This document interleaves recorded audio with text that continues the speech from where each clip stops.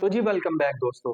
अच्छा दोस्तों, हमने बहुत सारे वॉर लॉर्ड्स और बड़े-बड़े कन्करर इनके बारे में जो है ना वो वीडियोस की हैं। हमने इनके बारे में हिस्ट्री बुक्स के अंदर पढ़ा है और इन्हीं हिस्ट्री बुक्स के अंदर जो है ना वो हमने एक ऐसे बच्चे के नाम के बारे में भी पढ़ा है जिसने इस दुनिया में 50 साल हुकूमत की है। और वो जो 50 साल है वो उसने एक किस्म का अ, एक पौधा अपनी एम्पायर खड़ी की, अपनी सल्तनत का पौधा लगाया जो कि उसके बाद 350 साल जो है ना वो उसके खानदान ने हुकूमत की। जी फ्रेंड्स, हम बात कर रहे हैं मुगल सल्तनत के एक अहम बादशाह, एक बहुत बड़े बादशाह जिसको बोलते हैं अकबर बादशाह या अकबर आजम। ठीक है, इसके ऊपर बहुत सारी मूवीज भी बन चुकी हैं। आपने इसकी हिस्ट्री बुक्स के अंदर बहुत सारी हिस्ट्री पढ़ी है। ठीक है, पाकिस्तान और इंडिया के अंदर इस बंदे को किस निगाह से देखा जाता है ये आज हम इस वीडियो में डिस्कस करेंगे। ये बंदा कहाँ पैदा हुआ, कैसे इसने 13 साल की छोटी सी उम्र में जो है ना वो 50 साल तक हुकूमत की और मुगल सल्तनत, मुगल अंपायर जो है ना वो उसकी बुनियाद रखी और मजबूत बुनियाद रखी। ठीक है, उस जमाने में बुनियाद रखी कि जब मुगल सल्तनत, मुगल अंपायर बिल्कुल हचकोले खा रही थी, उसके दुश्मन बहुत ज्यादा थे। कैसे ये इंडिया में आया, ठीक है, उसने कैसे फतूहात की, कौन कौन सी जंगें लड़ी और 50 साल में इसने कैसे मुगल सल्तनत को इतना मजबूत किया कि वो आगे 350 साल तक इंडिया में हुकूमत करती रही। उसके बाद हम ये देखेंगे इसका नया जो दीन इलाही था वो क्या उसका मकसद था, क्यों फ्लॉप हुआ। ठीक है, उसके बाद हम इसमें ये भी देखेंगे कि इसकी अपनी पर्सनैलिटी कैसे थी, लोंडियों का सिस्टम इसमें कैसा था, इसका दरबारी निज़ाम कैसा था, इसका सियासी निज़ाम कैसा था, कैसे इसने तमाम मज़हब के लोगों को जो है ना वो इंडिया में इकट्ठा करके रखा हुआ था, इसकी सियासत कैसी थी, ये जंगजू था, कन्करर था। ये तमाम चीज़ें जो है ना वो हम इस वीडियो में देखने की कोशिश करेंगे। फ्रेंड्स, ये जो बादशाह हम जिसकी बात कर रहे हैं, इसका नाम है बादशाह जलालुद्दीन अकबर। ठीक है, और इसका असल नाम जलालुद्दीन अकबर है और इसको अकबर आजम भी बोलते हैं, बादशाह अकबरी भी बोलते हैं या अकबर बादशाह भी बोलते हैं। इसकी हिस्ट्री हम पढ़ चुके हैं। ठीक है, ये बंदा जो है वो पैदा हुआ था, आप ये कह सकते हैं 1542 में। ठीक है, 42 में जब ये पैदा हुआ तो उसके पैदा होने से पहले जो है ना वो आपको इसकी एक छोटा सा बैकग्राउंड, इसका थोड़ा सा पीछे जाना पड़ेगा मुगल सल्तनत या मुगल अंपायर की स्टोरी समझने के लिए कि ये बादशाह कैसे बना। ठीक है, ये जो बादशाह है ना, जो बादशाह अकबर गुजरा है, इसके बाप का नाम था हुमायूं। ठीक है, हुमायूं जो है वो भी बादशाह था मुगल सल्तनत का, मुगल अंपायर का। लेकिन इस ये कैसे बना, पहले हमें ये क्लियर स्टोरी करनी है, उसके बाद हमें इस टॉपिक पे आना है ताकि आपको थोड़ा सा इंटरेस्टिंग लगे कि ये वाकई जो है ना वो किस है, मतलब हैसियत में, किस कैपेबिलिटी से, कितनी जान जोखों के बाद जो है ना वो बादशाह बना था। देखिए, आपको मैं बताता चलूं कि 1526 में जो है वो आप ये कह लें कि जो मुगल अंपायर थी ना वो खड़ी हुई थी। 1526 में मुगल अंपायर, जो मुगल खानदान था, जो मुगल सल्तनत थी, उन्होंने कदम रखा हिंदुस्तान के अंदर और जो पहली लड़ाई लड़ी थी वो पानीपत में इब्राहिम लोदी को इन्होंने हराया था।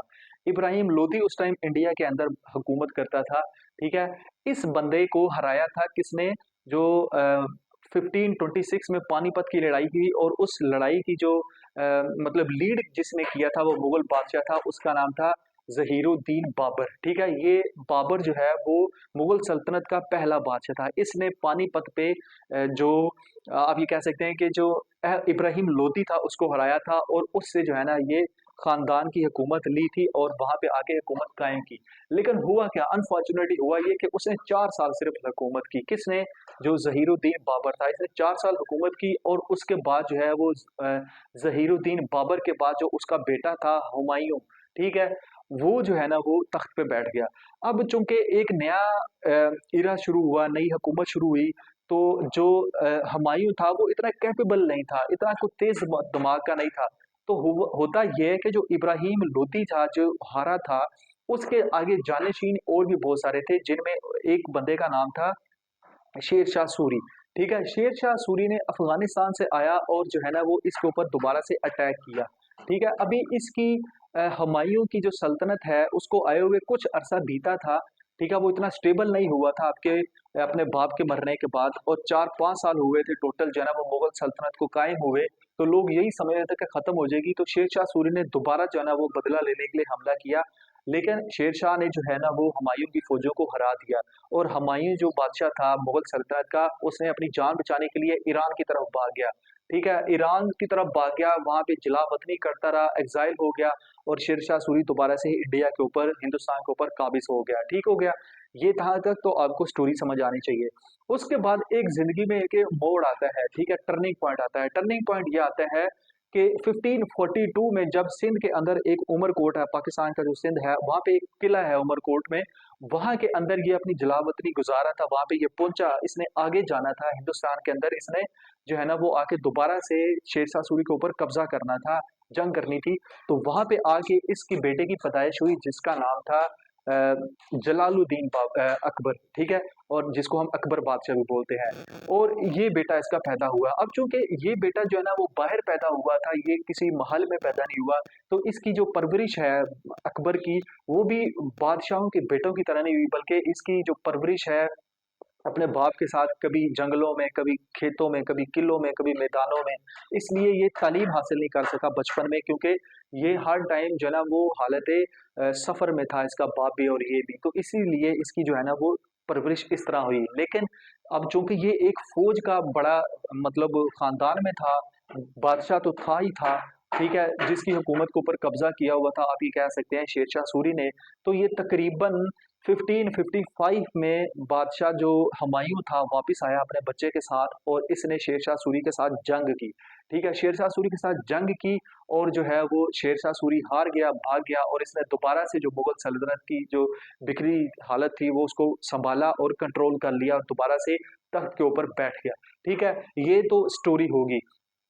फिर दोबारा से अनफॉर्चुनेट एक वाक़या हुआ कि हुमायूँ बादशाह जब 1555 में 1555 में दोबारा से जब इसने इक़्तिदार हासिल किया, तख़्त हासिल किया, तो 5 या 6 महीने ये टोटल तख़्त पे बैठा था कि आप ये कह सकते हैं कि 56 में 1556 के स्टार्ट में ही जो है ना हुमायूँ जो है ना वो फ़ौत हो गया, इस दुनिया फ़ानी से इस रुख़सत हो गया। तो उसके बाद जो है ना वो मुग़ल सल्तनत हचकोले खाने लगी कि अब नया बादशाह किसको बनाया जाए। तो अब चूँकि उस टाइम जो है ना वो जलालुद्दीन अकबर जो था, ये जो बादशाह था, इसकी उम्र जो है ना वो सिर्फ़ 13 साल थी, लेकिन ये बहुत तेज़ था, ज़हानत मतलब ज़हीन आदमी था।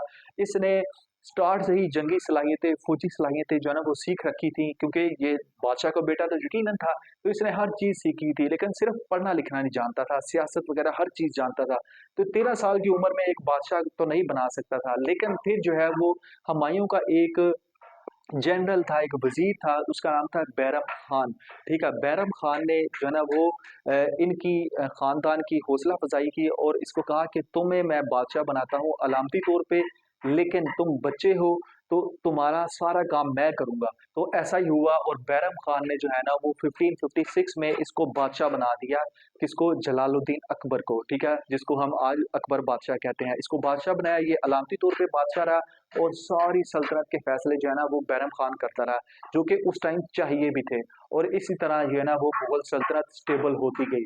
उसके बाद बैरम खान ने जो है ना वो आप ये कह सकते हैं कि 5-6 साल जितनी भी बंगाल के अंदर से और आज का जो जयपुर है इंडिया के अंदर, यहाँ से जितनी भी बगावतें होती थी छोटी-छोटी मुगल सल्तनत को ख़त्म करने के लिए क्योंकि वो जनरल था, तो वो उनके साथ लड़ाइयाँ की और मुगल सल्तनत को स्टेबल किया, पावरफुल और एनहांस किया।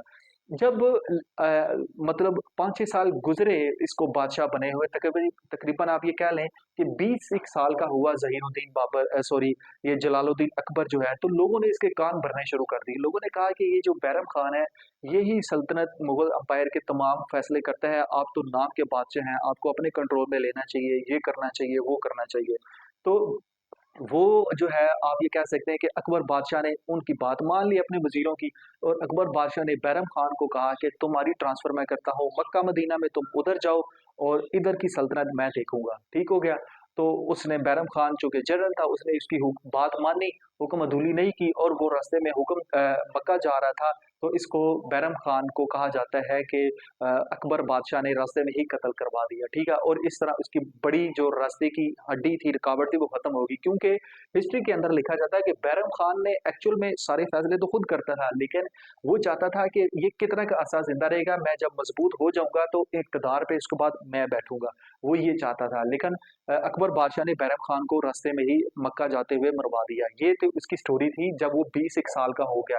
उसके बाद जो है वो इसने दोबारा से जो है वो अकबर बादशाह ने अपनी मुगल सल्तनत को, मुगल एम्पायर को स्ट्रॉन्ग करना शुरू किया, लोगों की, इंसानों की फलाह व बहबूद के लिए काम किया। इसने हर अपने दरबार के अंदर हर मज़हब, चाहे वो मुस्लिम, हिंदू, सिख, ईसाई, यहूदी जो भी था या बुद्ध मत था, उन सबको इसने जगह दी और बड़े-बड़े ओहदे दिए और कुछ करने के लिए उन जो बड़े-बड़े ख़ानदान थे, उनकी लड़कियों के साथ इसने शादी की। इसके रास्ते में सबसे बड़ी जो रुकावट थी उस टाइम वो प्रताप सिंह था, ठीक है? इसने प्रताप सिंह के साथ एक बहुत बड़ी जो है ना वो खिलाफ फ़ौज तैयार की इस अकबर बादशाह ने, और उसके बाद जो है ना वो चूँकि बड़ी फ़ौज थी और प्रताप सिंह की फ़ौज कम थी, तो इसने इसकी फ़ौज को हराया। राजपूत जितनी भी रियासतें थी उनके ऊपर हमले किए और कुछ रियासतों को इसने अपने साथ में लाया, इसकी फतवाहत में ये शामिल है। और उसके बाद इसने उन राजपूतों के साथ दोस्तियाँ की, उनकी औरतों की, उनकी लड़कियों के साथ शादियाँ की। प्रताप सिंह जो एक बंदा नहीं मानता था राजपूत डायनेस्टी के अंदर, उसके साथ इसने जंग की और जो है ना वो उसको भागने में मजबूर कर दिया, और इस तरह जो है ना वो इसने मुगल एम्पायर जो है ना वो बढ़ाता गया। इसको नशा था। अब हर बंदे को, हर कुर्र को नशा होता है कि मेरी सल्तनत जो है वो बढ़ती जाए। तो इसके बाद इसने दूसरी जंग जो है ना वो पानीपत के मुकाम पे लड़ी, और वहां से जो है ना वो इसने और इलाके मुगल सल्तनत के अंदर, हिंदुस्तान के अंदर शामिल किए। इसके बाद इसने, मैंने आपको बताया, गुजरात के अंदर जो है ना वो बहुत सारी जंगें लड़ी, और इसके अलावा इसने जयपुर के अंदर जो है ना वो जंगें लड़ी। मगरिब, मशरिक, तमाम जितना भी हिंदुस्तान का इलाका, जो जो रियासतें साथ लगती थी, ये वहां पे लड़ता गया, क्योंकि ये एक बड़ी अंपायर बन चुकी थी। और ये क्यों लड़ता था? ये लड़ता था, पहले जाता था वहां पे, उन लोगों को दोस्त बनाता था, ठीक है? वहाँ के जो बड़े-बड़े सरदार होते थे जो कि उस अंपायर में शामिल नहीं होते थे, उनको अपना साथ में लाता था, उनकी औरतों के साथ शादी करता था, उनके साथ यूनिटी, इत्तेहाद बनाता था, और उसके बाद जो है ना वो उनके साथ जो है ना वो अंदर से ही जो है ना वो एक किस्म का नमक हरामी के तौर पे जंगें लड़वाता था। यूँ इस तरह जो है ना वो इसने इक़्तिदार जो है ना वो बड़ा अपना तूल करता गया और बड़ा कब्ज़े में के करता गया। और जो तारीख़दान है वो लिखते हैं कि इसकी मेन वजह जो है ना वो 2 ही थी।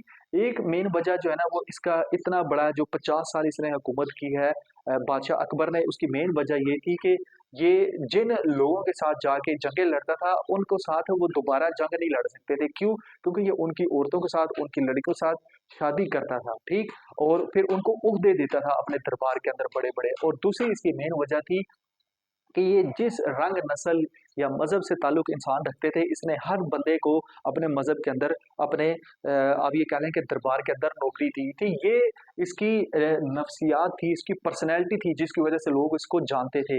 ये आप ये कह सकते हैं कि इसके बारे में मशहूर है कि मुग़ल बादशाह जो इसके बाद भी आए थे या इससे जो पहले भी थे, वो बड़े अय्याश पसंद थे। वो शराब-नोशी, लड़कियों के बारे में, आगे-पीछे ये तमाम लोनियों के बारे में बहुत जो है ना वो अय्याश पसंद थे, इस तरह की ज़िंदगी गुज़ारते थे। लेकिन ये भी इसी तरह का ही था, लेकिन थोड़ा-सा इनसे इत्तेदाल में रहता था। ये इतनी शराब-नोशी या लोडियों वगैरह के में नहीं रहता था, लेकिन फिर भी इसके जो हरम था, इसका जो दरबार था, उसके में सैकड़ों जो लोंडियाँ और 70 से ज़्यादा इसकी बीवियाँ थी जो कि काम करती थी, और सिर्फ़ इसमें कहा जाता है कि ये तमाम चीज़ें सियासी मकसद के लिए रखी थी। तो इसलिए हम इसको सिर्फ़ जंगजू या बड़ा कन्करर नहीं कह सकते, इसको बहुत अच्छा पॉलिटिशियन भी जो है ना वो दुनिया इसको मानती है, सियासतदान भी मानती है। उसके बाद इसने एक बड़ा कारनामा जो है ना वो अपनी मतलब बादशाहत को तवालत बख्शने के लिए या लंबा करने के लिए एक काम किया था कि जितने भी लोग थे इसके दरबार में, ये कहता था कि मेरे दरबार में बहुत सारे लोग काम करते हैं, हर मज़हब के लोग काम करते हैं, तो इनके लिए क्यों ना तमाम अच्छी चीज़ें मिला के एक मज़हब बनाया जाए, जिसको इसने दीन-ए इलाही का नाम दिया, ठीक है? या अकबर दीन-ए इलाही के नाम से आज भी ये मशहूर है, और ये इसका एक कारनामा है जो इसको मुनफ़रिद बनाता है, डिफरेंट बनाता है बाकी बादशाहों से। इसने उसके अंदर जो है ना वो ऐसे-ऐसे मतलब तालीमात दी कि आप लोग जो है ना वो ये भी कर सकते हैं, ये भी कर सकते हैं। लेकिन वो जो तालीमात थी, वो मुस्लिम्स के लिए ठीक नहीं थी, और वो जो तालीमात थी वो हिंदुओं के लिए भी ठीक नहीं थी, क्योंकि हिंदू जो है ना वो कहते थे कि कुछ चीज़ें इसमें मुसलमानों की ऐड है, इसको प्योर हिंदू किया जाए। और मुस्लिम्स कहते थे कि ये इसमें कुछ चीज़ें हिंदुओं की ऐड है, इसमें ये इस्लाम तो बिल्कुल ऐसा नहीं हो सकता है। इसके ऊपर हम एक अलहदा से वीडियो बना सकते हैं कि दीन-ए इलाही एक्चुअल में क्या था। लेकिन वो अलहदा बात है कि ये फ्लॉप हो गया, लोगों ने इसको माना नहीं। जो बड़े-बड़े उस टाइम के उलमा थे, जिनमें मुजद्दिद अल-फ़सानी वगैरह का भी नाम आता है, उन्होंने इसकी मुखालफत की, और उधर से जो हिंदू थे कट्टर किस्म के, उन्होंने भी इसकी मुखालफत की, और ये एक किस्म का मंसूबा नाकाम हो गया। ये इसका सबसे बड़ा कारनामा इसकी ज़िंदगी में समझा जा सकता है। उसके बाद इसने जो जितनी भी एम्पायर थी, मुग़ल सल्तनत थी, इसने अपने 50 सालों में मुख्तलिफ सूबों में इसने जो है ना वो डिवाइड किया पूरे अपनी सल्तनत को, और हर सूबे के अंदर इसने गवर्नर लगाए अपनी निगरानी में। हर सूबे के इसने, आप ये कह सकते हैं कि काज़ी लगाए, और उनके नीचे भी काज़ी लगाए, इंस्पेक्टर लगाए, और एक-एक चीज़ जो है ना वो वहाँ पे मुकर्रर की। और इसने सबसे बड़ा जो इसके दरबार में 9 ऐसे बंदे थे जो कि इसके बहुत ही ज़्यादा, आप ये कह सकते हैं कि लॉयल थे, वफ़ादार थे, जिनको 9 रत्न भी कहा जाता है, ठीक है?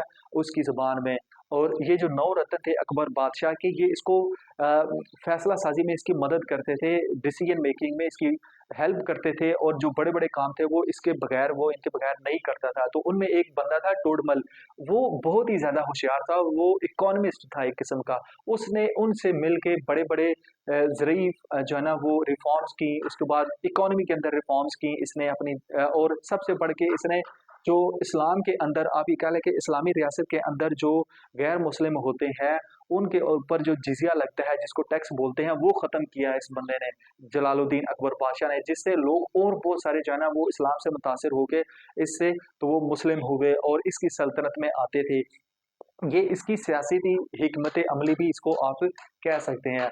इसके अलावा भी इसने जो है ना वो बहुत सारे कारनामे जो है ना वो सरअंजाम दिए हैं। आप ये कह सकते हैं कि इसने जो है वो फ़तूहात तो की है, लेकिन इसने अपने दिमाग से, अपने माइंड से जो है ना वो अपनी पॉलिटिक्स से जो है ना वो सबको, जितने भी मज़ाहिब के लोग थे उनको इकट्ठे किए रखा, और जो है ना वो मतलब कि अपनी मुग़ल सल्तनत को तवील जो है ना वो करता गया, और बादशाहत को तवील करता गया। तो ये पूरी की पूरी स्टोरी थी इसकी। उसके बाद कहा जाता है कि जब इसके आखिरी दिन आए, तो इसने जो है ना वो जो अकबर बादशाह था, जैसे आपको पता है कि हर जो बादशाहत होती है, हर जो डायनेस्टी होती है, वो अपनी ज़िंदगी में ही जो है ना वो अपने बेटे को या अपने भाई को जो है ना वो आगे नामज़द कर देता है जानशीन का। तो इसने भी जो है ना वो अपने बेटा जो सलीम था इसका, जिसको जहांगीर नाम था कहा जाता है, उसको नामज़द कर दिया था। लेकिन वो इसकी नज़र में नालायक था, लेकिन बड़ा था, लेकिन उसी को करना था। तो लेकिन जो है ना वो तारीख में ये भी आता है कि जो इसका बेटा था बादशाह का, अकबर का, सॉरी, जो सलीम बादशाह था, ठीक है? उसने अपने बाप के खिलाफ जो है ना वो बगावत कर चुका था पहले से ही, और अपने बाप के खिलाफ बहुत सारे जर्नैलों को, वजीरों को जो है ना वो आप ये कह सकते हैं कि इकट्ठा कर चुका था, और कहता था कि मैं अपने बाप को मारूंगा और उसके बाद जो है ना वो इस पे कब्जा करूंगा तख्त पे। लेकिन ऐसा हो नहीं सका। जो इसकी वफात के बाद ही, अकबर की बादशाह वफात के बाद ही जो है ना वो इसका बेटा जो है ना वो आगे आया था, और उसने भी, ये सलीम जहांगीर ने भी, बादशाह ने 22 साल हुकूमत की थी। और अगर आप इसको मशगले के बारे में बताएं, इसकी पर्सनैलिटी के बारे में बताएं, तो ये पढ़ा लिखा तो नहीं था, क्योंकि इसकी परवरिश ऐसे दौर में है, लेकिन ये पावरफुल था, ज़हनी था, अच्छा खासा ज़हीन था। ये शेर व शायरी से लगाव रखता था, ये हर मज़हब के सवालों जवाब से लगाव रखता था, हर मज़हब को डीप डिग करता था। बड़े-बड़े लोगों की जो है ना वो महफ़िलें यहाँ पे होती थी। जो उस टाइम के दौर के बड़े-बड़े उर्दू शायर थे, जब इस तरह के थे, उनकी महफ़िलें यहाँ पे अपने दरबार में करवाता था। मुख्तलिफ़ जो मज़ाहिब थे, उनके जो उलमा किराम पैरोकार मानने वाले होते हैं, उनके बीच में डिबेट्स करवाता था। ये इसके मशगले थे, जिसकी वज़ह से इसके दरबार के अंदर हर टाइम रौनक लगी रहती थी, और कोई जो रियासत जो है वो इसकी तरफ आँख उठा के देख नहीं सकती थी। और इसने बड़े-बड़े स्कूल, कॉलेजेस, और जो है ना वो तामीर और तरक्की जो है ना वो, आप ये कह सकते हैं कि हिंदुस्तान के अंदर ये बनवाई है, ठीक है? अब ये जो है ना आप ये कह सकते हैं कि 50 साल इसने, तकरीबन 49 ईयर जो है ना वो 1602 तक जो है ना वो हुकूमत की, और फिर जो है ना वो इस दुनिया जहान से चला गया, और उसके बाद इसका जो बेटा था जहांगीर, उसने 22 साल हुकूमत की। अब इसके बारे में जो है ना वो ये कहा जाता है कि आज का जो इंडिया है और आज का जो पाकिस्तान है, वो इसको किस नज़र से देखते हैं। तो आज का जो पाकिस्तान है ना, वो इसको कोई इतना बड़ा बादशाह नहीं मानता है। गो के तारीखदान इसको बादशाह मानते हैं, लेकिन इसको एक तनकीदी नज़र से देखा जाता है। और उसकी एक ही मेन वजह है, वो ये है कि इसने जो है ना वो इस्लाम मुखालिफ दीन इलाही जो है ना वो इम्पोज़ किया था अपने दरबार में या इंट्रोड्यूस करवाया था और जो कि बिल्कुल सरासर इस्लाम के मुनाफ़ी था। तो मुख़्तलिफ़ उलमा जो है, जो उस टाइम के भी थे और जो आज के भी है, वो इसको अच्छा नहीं समझते थे। वो कहते थे कि ये एक लिबरल किस्म का जो है ना वो बादशाह गुज़रा है, तो इसलिए इसको इसको अच्छी नज़र से नहीं देखा जाता। ये आज के पाकिस्तान की बात कर रहा हूँ, इसलिए इसका इतना नाम भी नहीं है। लेकिन इसके उलट में अगर इन द अदर हैंड आप इंडिया की बात करें, तो इंडिया के अंदर जो है ना वो इसको बुक्स के अंदर बहुत बड़ा एक हीरो के तौर पे पेश किया जाता है और इसका नाम है, इसकी बनाई हुई चीज़ें आज भी इंडिया में बड़ी-बड़ी इमारतें मौजूद हैं, ठीक है? किले मौजूद हैं, पाकिस्तान के अंदर भी गो के हैं। उसके बाद जो है ना वो क्यों इसको जो है ना वो माना जाता है इंडिया के अंदर एक हीरो के तौर पे, वो इसलिए कि इसका जो लगाव था ना, वो ज़्यादातर अपने मज़हब से हट के, इस्लाम से हट के, मुसलमानों से हट के राजपूतों, मरहट्टों, ईसाइयों और हिंदुओं के साथ था, ज़्यादातर हिंदुओं के साथ था। इसकी बीवी ज़्यादातर जो है ना वो थी, लौंडियाँ जो थी वो हिंदुओं थी, राजपूतों से ताल्लुक़ रखते थे और जो हिंदुओं के बड़े-बड़े ख़ानदान थे, ब्राह्मण वग़ैरह उनसे ताल्लुक़ रखते थे। तो ये उनके साथ ज़्यादा लगाव रखता था। इसके दरबार में जो बड़े-बड़े वज़ीर थे, वो भी सारे के सारे तकरीबन 80-90% उसी हिंदू मज़हब से ताल्लुक़ रखते थे। तो लोग जो है ना वो इंडिया के जो हिंदुइज़्म है, वो उसको इंडिया की गवर्नमेंट इसको ज़्यादा जो है ना वो एम्फसाइज़ करती है बाकी मुग़ल बादशाहों की निस्बत। और सबसे बड़ी बात दूसरी जो वो ये थी कि इसने एक ऐसा मज़हब दिया था जो कि सबको एक्सेप्टेबल हो। हिंदू गो के इसको एक्सेप्ट करते थे, लेकिन मुस्लिम इसको एक्सेप्ट नहीं करते थे। तो ये 2 मेन रीज़न्स हैं जिसकी वज़ह से आज इंडिया में इसको कदर की निगाह से भी देखा जाता है और इसके अपने कोर्सेज़ में इनको शामिल किया हुआ है। ये तो तमाम की तमाम स्टोरी थी। तो आप लोग जो है वो अकबर बादशाह को किस हैसियत में देखते हैं? किस जो है ना वो चीज़ से इसको मैयर करते हैं, इसकी पर्सनैलिटी को, इसकी पूरे 50 साला दौरे हुकूमत को? अपनी फीडबैक जो है ना वो लाज़मी दें। तो इंशाल्लाह आपको किसी नेक्स्ट टॉपिक में मिलेंगे। अल्लाह